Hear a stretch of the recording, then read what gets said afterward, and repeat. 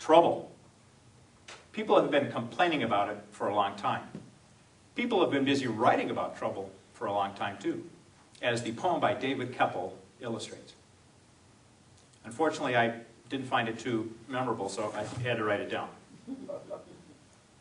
Better never trouble trouble until trouble troubles you, for you only make your trouble double trouble when you do.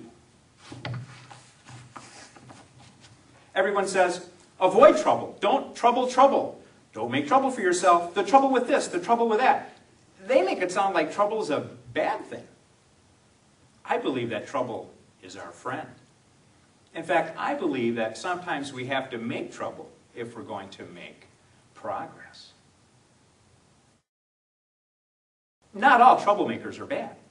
There really are good troublemakers, and you know a few. People often name Bill Gates, Howard Hughes, Dr. Martin Luther King, Rosa Parks, Paul Revere, Michael Dell, Nelson Mandela, Jesus. I wasn't cursing. He's on the list. Galileo, Einstein, Gandhi, Mary Kubitsky. Oh, you haven't heard of Mary Kubitsky? I'll tell you her story later. So what's a trouble breaker? A trouble breaker is very simply a good troublemaker like those folks I just named. You can expedite your progress in becoming one of those good troublemakers or trouble breakers by using the triple yes technique I'm going to show you. I grew up in a home where experimenting and inventing was encouraged. Although my father was a tradesman, he was always coming up with ideas for inventing something and getting rich, although he never did. He was always encouraging us to pursue our own ideas. When I was 9, I complained about the flavor of toothpaste. Mint is kind of caustic to a 9-year-old. I asked him, why doesn't toothpaste come in root beer or lemon? He said, good idea. And he helped me write a letter to one of the toothpaste companies. I never got a response, but I learned to start looking for the breakthroughs. As a senior in high school, I asked this fabulous girl, the girl of my dreams, to the homecoming dance. She quickly offered an objection. Let me think about it. I made the mistake of accepting that objection. Later, objection turned to rejection when I learned that the girl asked one of her old boyfriends to take her to the dance so she wouldn't have to go with me. Down but not out, I bought concert tickets, prepared for her potential objections, and asked for another date. This time, the girl found herself overmatched. Her lame, flimsy excuses wouldn't hold water anymore, and the date was on. A breakthrough. Later, that girl became Patty Johnson, my wife of over 30 years. While she does continue to offer objections from time to time, I have gotten her to agree to 4 children and a ski boat. Let's talk about Mary Kubitsky for a moment. Back in 2004, Pontiac was getting ready to launch their new G6 model. Mary was to be the advertising manager on the launch team. Imagine for a moment, you're sitting in a conference room at Pontiac Motors while the advertising team is coming up with ideas for doing the launch. Let's build a website. Let's place ads on primetime television. Let's rent billboards in major cities. Then Mary chimes in. I know. Let's give away 300 cars. It'll only cost $8 million.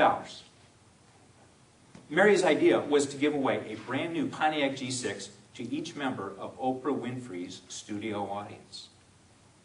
How might you imagine the other folks in the room would have responded to that? Well, that sounds pretty expensive.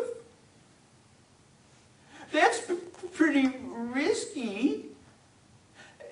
But we ain't never done that before. But Mary Kubitsky decided to go for it. In September 2004, 276 people filed into Oprah's studio for the season opener.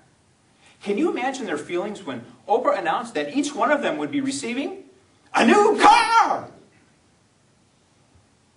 The Pontiac G6 website received 242,000 hits within 24 hours, 8 times the previous rate. More importantly, the media had picked up the story of the giveaway over 600 times. And Mary got all of that exposure for a paltry $8 million.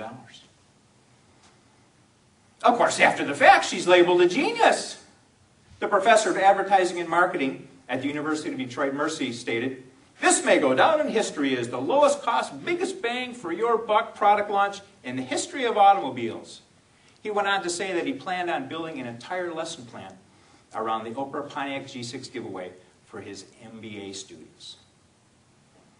Did Mary Kavitsky go for it? Yes. Did Mary learn from the experience? Yes. Is she and Pontiac better off because of it? Yes. That's the power of the triple yes in action. Troublebreakers often have more fun because we have a creative view of the world around us. We notice things that other people don't. I've noticed that everyone has an opinion about toilet paper. Either you want it coming off the back of the roll or you want it coming off the front. Try this the next time you go to one of your friends' homes. Go into all their bathrooms and turn around their toilet paper rolls. Don't let them know you did it. It will drive them crazy. Well, this is my way of telling you that I'm ready to stop talking and that you have just seen the tail end of my presentation. I wish you much success as you use the triple yes to become troublebreakers who get more done, have more fun, and achieve your inspiring goals. Good day.